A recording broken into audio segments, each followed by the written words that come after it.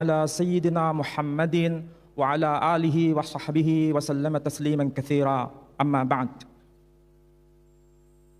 Yang mulia Dato' Abdullah Ahmad Badawi dan Dato' Haji Muhammaddin bin Yusuf dan para hadirin serta para pelajar yang saya hormati, saya mencoba untuk membentangkan persoalan kalimah Allah dalam session ini, tapi sebelumnya izinkan saya untuk membacakan satu ayat dalam Al-Quran yang terjemahannya termaktub di situ dalam bahasa Ibrani, supaya nanti bisa mengetahui kejelasan asal-usul nama Allah.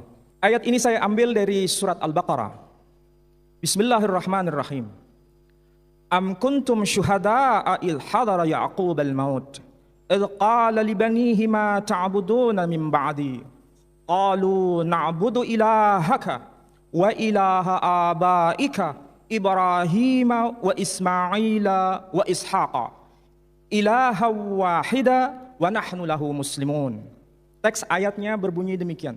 Yang menarik, dalam bahasa Ibrani ini disebutkan begini. Qalu na'budu, Ibraninya amiru na'bud, ilahaka wa ilaha abaika et eloheicha velohei avotecha Ibrahima wa Ismaila wa Ishaqa. Ibraninya tertulis Elohei Abraham wa Ismail wa Ishaq. Ilaha wahida disebutkan Elohim Ehad.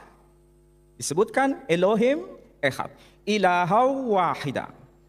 Jadi bahasa Arabnya ilahun, bahasa Ibraninya Elohim. Nah, menariknya di sini diungkapkan nama yang sangat penting yang diakui oleh agama Ibrahimiyah, yakni Bapak yang bernama Ibrahim.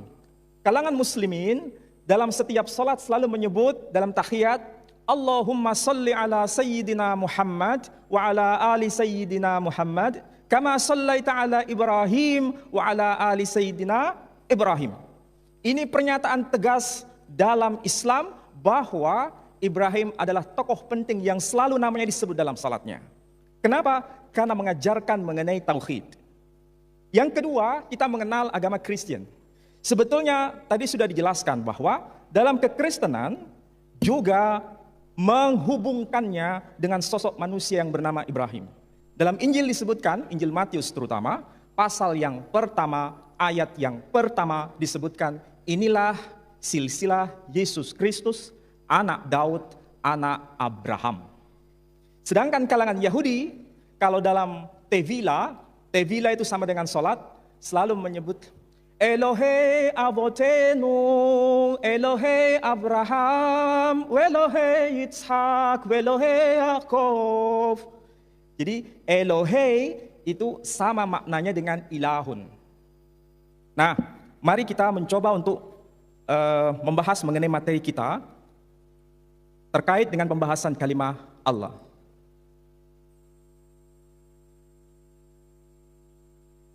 Nah, Ibrahim, para ahli, para pakar, para scholar menyebutkan bahwa Ibrahim itu berasal dari Mesopotamia. Mesopotamia itu sekarang sama dengan Irak. Negaranya waktu itu disebut dengan nama Babylon. Sehingga bahasa yang berlaku pada masa itu disebut sebagai Babylonian language. Islam melalui Al-Quran mengetahui nama Babylon dengan sebutan Babil. Sedangkan dalam Injil, dalam Alkitab, dalam Bible menyebutnya dengan istilah Babel. Jadi versi Quran menyebut sebutan nama negeri itu dengan sebutan Babil, sedangkan dalam bahasa Hebrew, Ibrani menyebutnya Babel. Coba kita cermati. Dalam slide ini, sayang dari belakang mungkin tidak terlalu jelas, tapi saya akan coba jelaskan. Dalam Al-Quran, tadi disebutkan ada nama Ismail. Versi bahasa Hebrew, Quran terjemahan Hebrew, menyebutnya Yismael. Menyebutnya Yismael. Al-Quran menyebutnya Israel. Dalam bahasa Hebrew, dalam bahasa Ibrani, menyebutnya Yisrael. Dalam Al-Quran menyebutnya Jibril. Dalam kitab Torah berbahasa Ibrani menyebutnya Gabriel. Dalam Quran menyebutnya Habil. Dalam bahasa Ibrani menyebutnya Habel. Secara linguistik, secara bahasa Ibrani mengekalkan istilah El. Dalam bahasa Arab, Quran mengekalkan istilah Il. Ini sepadan maknanya dengan Tuhan. Sepadan maknanya dengan Tuhan. Bahasa Ibrani maupun bahasa Arab ini sebetulnya bentuk dari bahasa yang lebih kuno yang dipakai oleh Abraham atau Ibrahim yang menggunakan bahasa Arameo atau yang disebut sebagai bahasa Aramaik. Bahasa Aramaik. Bahasa Aramaik itu adalah bahasa yang lebih kuno dibanding bahasa Arab dan bahasa Ibrani. Bahasa inilah yang dipakai oleh Ibrahim atau Abraham itu. Dan sampai sekarang kita bisa menyaksikan bukti otentik tulisan yang sezaman dengan Ibrahim atau Abraham. Tulisan ini bukan ditulis di atas kertas, juga bukan ditulis di atas deluang, juga bukan ditulis di atas manuskrip yang berupa megilot, kulit binatang. Tetapi manuskrip ini tertulis di atas lempengan batu, lihat. Saya akan coba tampilkan di sini. Inilah salah satu bukti teks yang sezaman yang sampai sekarang masih kita bisa saksikan. Usianya sama seperti usia Ibrahim atau Abraham.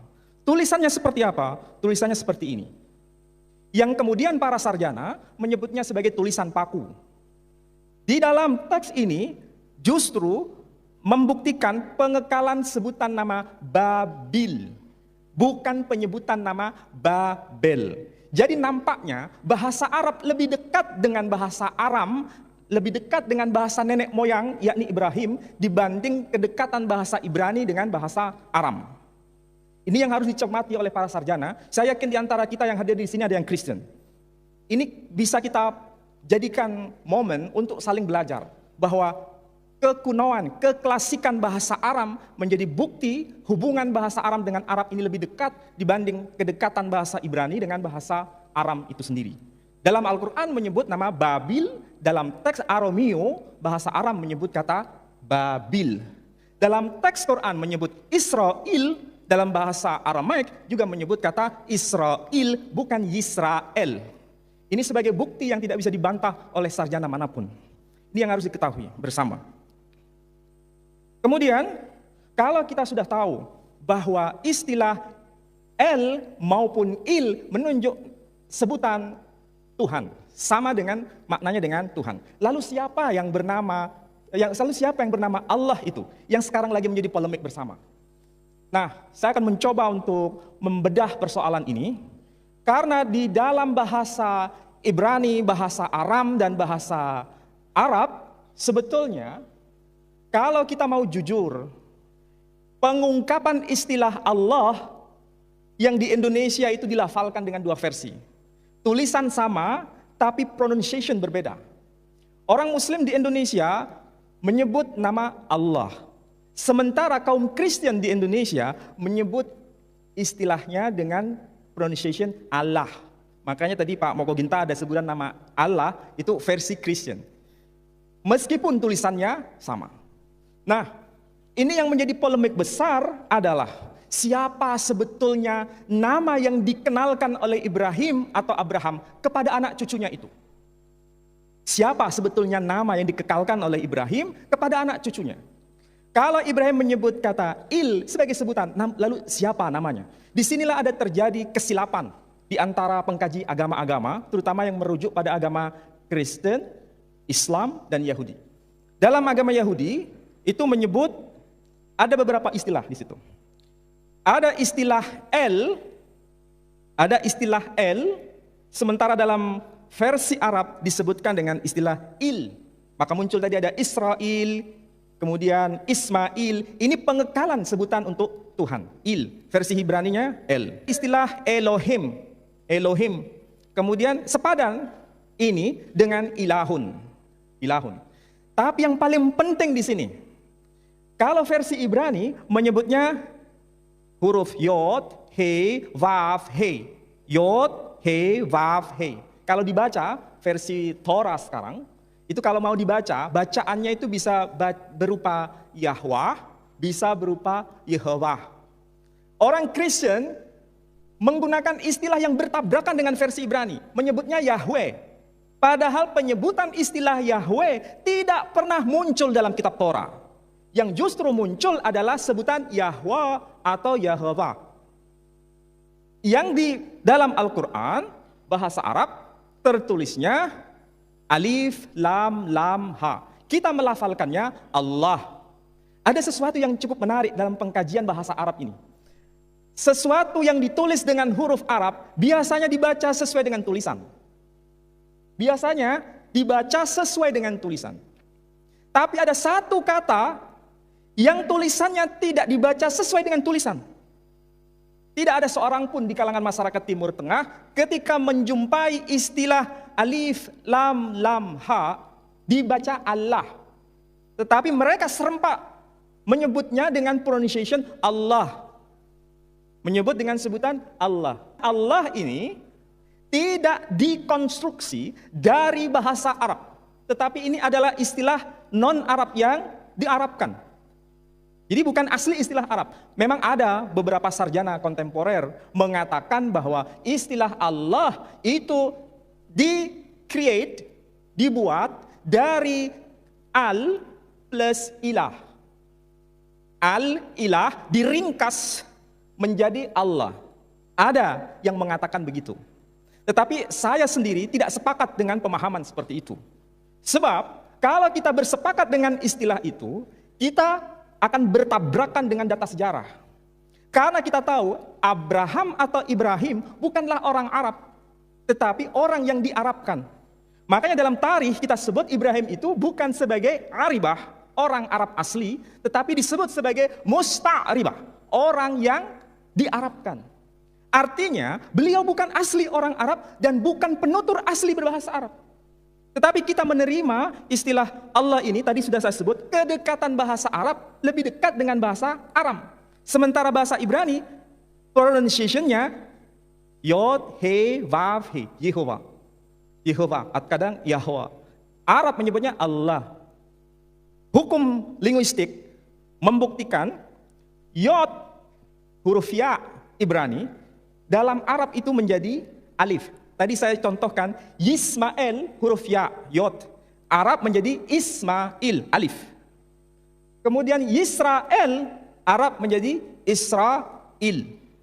Jadi dengan pendekatan ini, membuktikan bahwa pronunciation yang lebih dekat bahasa yang dikenalkan oleh Ibrahim atau Abraham dalam bahasa Aramaik sama dengan bahasa Arab menyebut kata Allah. Ini menandaskan hubungan antara Islam dan Ibrahim tidak pernah bergeser. Kita bisa tahu bahwa Islam ini diajarkan oleh Muhammad sallallahu alaihi wasallam. Muhammad bin Abdullah bin Abdul Muttalib bin Hashim bin Abdi Manaf bin Qusay bin Kilab bin Murrah bin Ka'ab bin Lu'ay bin Ghalib ibn Quraisy alias Fikhr bin Kinanah bin Khuzaimah bin Mudrikah bin Ilyas bin Mudar bin Nizar bin Udad bin Zaid bin Yaqdir bin Yaqdum bin Hamasa bin Nabat bin Kaidar bin Ismail bin Ibrahim. Jadi antara Ibrahim dengan Muhammad sallallahu alaihi wasallam religionnya sama. Ini menandaskan ada pewarisan tradisi iman Ibrahim kepada Nabi Muhammad sallallahu alaihi wasallam. Jadi yang dikekalkan nama Allah, Islam memiliki hak penuh dalam pembelaan nama Allah ini. Masalah yang sekarang muncul, orang Kristen dimanapun pasti tahu. Saya kira saya masih hafal, ada seorang profesor di Malaya University yang bernama Profesor James Collins. Mungkin yang hadir di sini pernah berjumpa dengan beliau, dan insya Allah masih mengajar di sana. James Collins. Dia menulis sebuah buku Sanskrit in Indonesia atau Sanskrit in Malay. Dia adalah sebetulnya seorang pakar dalam bahasa Greek. Ketika datang ke tanah Melayu, ke Asia Tenggara, beliau menemukan sesuatu yang sangat penting. Mengapa? Ternyata bahasa Melayu sejak abad pertengahan itu telah menjadi bahasa lingua franca untuk seluruh kawasan Asia Tenggara. Jadi bahasa Melayu adalah identity marker of Malay region. Jadi merupakan identitas bagi komunitas kemelayuan di Asia Tenggara pada masa abad pertengahan. Itu kesimpulan beliau. Ternyata pada masa abad pertengahan itu pula di Eropa bahasa Latin juga menjadi lingua franca pada zamannya. Jadi pada masa abad pertengahan orang-orang Melayu sudah mengalami kecenderungan keilmuan yang cukup luar biasa. Dari segi filologi, manuskrip Melayu itu adalah manuskrip yang jumlahnya terbesar dari sekian manuskrip yang dilahirkan dari bahasa-bahasa di kawasan Asia Tenggara. Dan itu menggunakan bahasa Melayu. Kebetulan sedang membawa satu buku penting, tapi ini cetakan. Terbitan tahun 1910. 1910, saya masih pegang ini. Judulnya Kitab Perjanjian Baharu. Kitab Perjanjian Baharu. Tulisannya bukan menggunakan aksara Latin. Tulisannya menggunakan aksara Jawi. Ini dibuat oleh seorang sarjana atau scholar Kristen yang bernama Celeber. Dalam bahasa Melayu tinggi, Hai Melay. Dalam bahasa Melayu tinggi. Dan teks ini sampai sekarang masih kita bisa saksikan. Di dalamnya itu tertulis, saya kutip dari Matius. Di sini ada kata-kata Matius, Injil Matius. Pasal yang ke-27, ayat yang ke-46. Ini ada ayat 46. Dikatakan, dengan suara yang nyaring katanya. Shootnya lebih dekat bisa? Ini ada ya. Dengan suara yang nyaring katanya, Ili, Ili, lama sabaktani, artinya, Tuhanku, Tuhanku, mengapa engkau meninggalkan aku? Ini sebetulnya pernyataan Yesus Kristus menurut orang-orang Kristen ketika disalibkan, beliau menggunakan bahasa Suryani. Beliau mengatakan Eli, Eli, lama sabaktani. Eli, Eli, lama sabaktani. Apa maksudnya? Kalau ini diterjemahkan yang bahasa Suryani ini ke dalam bahasa Arab, itu maksudnya sama dengan ilahi, ilahi, limada taroktani. Artinya, Tuhanku, Tuhanku, mengapa engkau meninggalkan aku? Jadi di situ Eli sama dengan ilahi, sama dengan Tuhanku. Ini sebetulnya orang Kristen pada tahun 1910 sudah tahu bahwa istilah Eli, Eloi, ilahi itu menunjuk pada Tuhan. Tapi yang versi yang sekarang yang ditulis dengan aksara Latin bukan disebut Tuhanku, Tuhanku, mengapa engkau meninggalkan aku, tapi disebut Allahku, Allahku, mengapa engkau meninggalkan aku. Kalau kita yang Muslim mungkin melafalkannya Allahku, Allahku, mengapa engkau meninggalkan aku. Ini sesuatu kekeliruan yang sangat fatal. Mengapa fatal?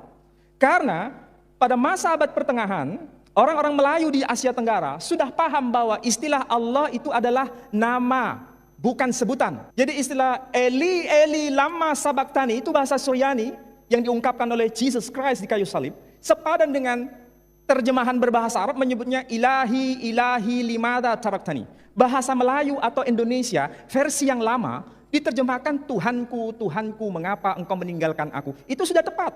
Tetapi pasca kolonialisasi, penghapusan huruf Jawi di Indonesia terjadi, bergeser menjadi aksara Latin. Pada saat itulah Profesor Klinkert, seorang Belanda, yang beliau menulis sebuah kamus cukup populer, saya kira di Malaysia juga. Beliau menulis sebuah kamus yang judulnya Malay Nederlands Woordenboek. Jadi kamus bahasa Melayu, tetapi beliau peletak dasar bahwa istilah Allah itu disepadankan dengan Tuhan. Disepadankan. Jadi bukan sebagai nama Tuhan, tapi gelar saja. Makanya ada istilah Allahku, Allahmu, Allahnya. Secara gramatik ini tidak benar, baik dalam bahasa Melayu maupun bahasa Indonesia. Tidak bisa dibenarkan. Bahkan kita mengajukan protes. Para ahli linguistik Indonesia sudah mengajukan protes kepada Lembaga Alkitab Indonesia, Indonesian Bible Society di Jakarta, untuk mulai memikirkan ulang bahwa tidak bisa secara gramatik bahwa Allahku, Allahmu, Allahnya itu dipakai. Seharusnya yang tepat adalah Tuhan, Tuhanmu, Tuhannya, Tuhanku. Tidak bisa Allahku, Allahnya. Tetapi protes para ahli linguistik bahasa Indonesia di Indonesia tidak digubris oleh Lembaga Alkitab Indonesia. Dan saya juga baru tahu, ternyata Lembaga Alkitab Malaysia penerbitannya juga di Jakarta. Jadi ini nampaknya ada link antara Indonesia dan Malaysia, kaum Kristen di Indonesia dan di Malaysia membuat link bahwa apa yang disebut Allah itu jangan dimaknai sebagai nama, disebut saja sebagai sebutan. Sehingga tidak salah bila kalau kita mendengar istilah tiada Tuhan selain Allah, itu maksudnya Tuhan yang kita sembah itu bernama Allah. Tapi kalau dalam Alkitab maknanya bergeser. Apa? Disebutkan jangan ada padamu Allah-Allah lain selain Tuhan. Jadi kalau kita tidak ada Tuhan selain Allah, mereka sebut tidak ada Allah kecuali Tuhan. Ini problem persoalan bahasa. Problem, apa maksudnya tidak ada Allah kecuali Tuhan? Sementara kita sudah jelas tidak ada Tuhan kecuali Allah. Saya mau bacakan, kalau mau buka yang Kristen terutama yang ada di sini, coba sila buka pada Yosua, dalam kitab Yosua. Yosua pasal 24 ayat 23, terjemahan bahasa Indonesia berbunyi demikian. Ia berkata, maka sekarang jauhkanlah Allah asing yang ada di tengah-tengah kamu. Apa disebut? Jangan ada padamu Allah asing di tengah-tengah kamu. Kalau begitu, maksudnya Allah asing itu sama dengan Tuhan-Tuhan yang asing. Jadi Allah di sini maksudnya bukan nama, tapi sebagai sebutan. Itulah yang membuat kita gelisah sebagai seorang Muslim, baik Malaysia di Indonesia.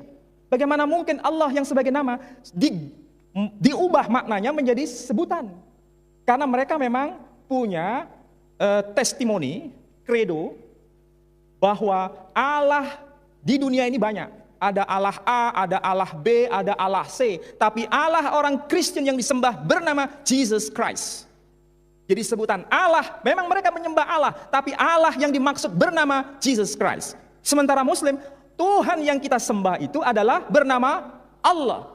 Jadi kita tidak mungkin bisa terima penggunaan mereka dengan sebutan Allah berbeda dengan penggunaan istilah Allah bagi seorang Muslim. Meskipun dengan istilah yang sama, tapi makna berbeda 360 derajat.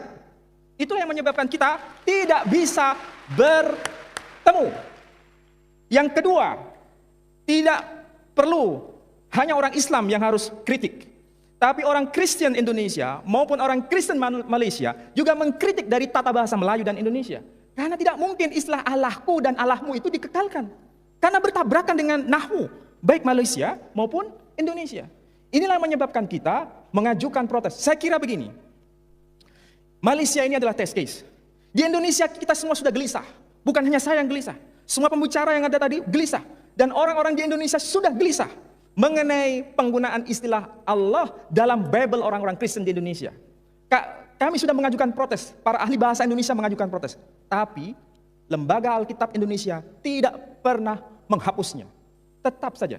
Jadi mau tidak mau, pemerintah harus ikut campur dalam menegaskan ini. Dan Malaysia sudah memulai ini, kami salut dengan apa yang dilakukan itu. Tanpa itu tidak bisa. Kalau misalnya dengan dalih, orang-orang Kristen di Malaysia mengatakan orang-orang Sarawak sudah mengenal istilah Allah itu, sudah mengenal. Apa alasannya? Di rumah saya punya Alkitab berbahasa Dayak Maanyan. Saya belum cek yang bahasa Dayak Iban yang ada di Malaysia. Dalam bahasa Dayak Maanyan itu sempat saya kutip di sini. Ada teks yang berbunyi begini. Ketika Yesus disalibkan, apa yang dikatakan? Yesus nuing, sintama Tuhan Allah talanu. Sintama Tuhan Allah talanu anri sagalis seinu anri sagalis amiru renu nelang anri katulu akal budinu. Maaf saya nggak bisa bahasa Dayak, tapi di sini saya sempat menemukan Tuhan Allah talanu. Berarti terjemahan ini memberikan konfirmasi bahwa orang-orang Dayak sebelum mengenal Bible ini, mereka sudah kenal Allah Talanu. Apa itu Allah Talanu? Allah Talanu berarti Allah Ta'ala milikku. Allah Talanu, Allah Ta'ala. Ini menandakan bahwa Islamisasi di tanah Dayak lebih awal dibanding Kristen itu sendiri. Oleh karena itu orang Kristen memanfaatkan istilah alat talanu dipakai oleh mereka. Ini adalah proses evangelisasi kepada orang-orang Muslim di tanah Dayak. Jadi orang yang mengatakan bahwa Allah sudah dipakai oleh orang-orang Kristen di tanah Melayu maupun di Indonesia, itu sebetulnya alasan yang tidak bisa dibenarkan. Justru ini adalah sebuah terjemahan yang tentu saja harus menghormati bahasa asli. Saya berani mengatakan di sini, orang-orang Kristen pasti merujuk pada teks asli. Teks asli umat Islam berbahasa Arab dan muncul kata Allah. Orang-orang Kristen mengakui bahwa teks asli New Testament, the New Testament, Perjanjian Baru, itu ditulis dalam bahasa Greek. Tapi di dalam bahasa Greek tidak pernah muncul kata Allah, satu pun tidak pernah muncul. Justru yang ada, kalau saya mau boleh kutip, dalam Injil Yohanes pasal 1 ayat 1 disebutkan en arche en hologos, kai hologos proston theon, kai theos en hologos. Itu bahasa Greeknya. En arche, pada mulanya. Orang Malaysia mengatakan pada mulanya. Di Indonesia pada mulanya. En arche, en hologos adalah logos. Logos itu kalau bahasa kita sama dengan firman. En hologos proston theon, dan logos atau firman itu bersama-sama dengan theon, yaitu theos. Kai theos en hologos, dan firman itu adalah theos. Jadi yang ada itu kata theos, kalimah theos, bukan kalimah Allah. Merujuk pada teks asli. Kalau teks asli tertulis theos, theon, lebih baik itu yang dipakai sebagai identity marker orang-orang Kristen di Malaysia maupun di Indonesia atau Asia Tenggara ini. Seharusnya menggunakan theos. Dan Roman Katolik yang menggunakan bahasa Latin, muncul kata dios. Dios dan theos, dios bahasa Latin, theos bahasa Greek. Latin dan bahasa Greek itu satu rumpun. Maka yang satu menyebutnya dios, yang satu theos. Dan ini satu akar dengan bahasa Sanskrit, dios. Maka ada dius pater. Jadi satu rumpun. Jadi kalau kembali pada teks asli, sebetulnya tidak ada masalah. Dan umat Islam merujuk pada teks asli, muncul kata Allah. Nah, masalahnya yang terjemahan bahasa Indonesia atau bahasa Melayu, diterjemahkan apa? Pada mulanya adalah firman, firman itu bersama-sama dengan Allah, dan firman itu adalah Allah. Yang di negeri Arab, yang Injil berbahasa Arab menyebutkan, fil bad'i kanal kalimah, wal kalimatu kana indallah, wal kalimatullah. Jadi mereka menggunakan istilah Allah dalam konteks Kristen Timur Tengah, betul, ada kata Allah. Tapi ingat, itu bukan teks asli. Itu adalah teks terjemahan Injil berbahasa Arab. Masalahnya di Indonesia itu lain kalau di pesantren. Orang-orang Kristen, cerdik pandai Kristen, itu ke pesantren-pesantren di Indonesia. Dan datang ke sana dengan membawa Alkitabul Muqaddas. Kalau orang-orang pesantren, kiai-kiai di pesantren, terutama yang di desa-desa, selalu mengatakan, oh ini ya Injil yang asli. Mengapa? Karena mereka berpikir bahwa yang asli itu berbahasa Arab. Jadi dikiranya Nabi Isa itu berbahasa Arab. Padahal itu hanya terjemahan.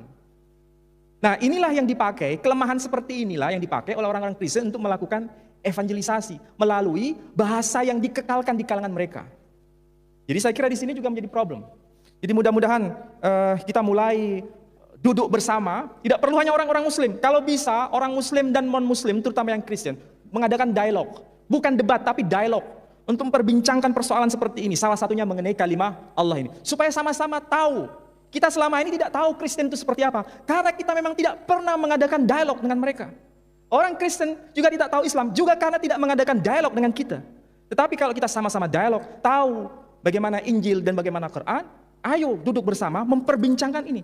Nanti akan jelas. Kalau mengatakan bertujuan mengembalikan pada teks asli.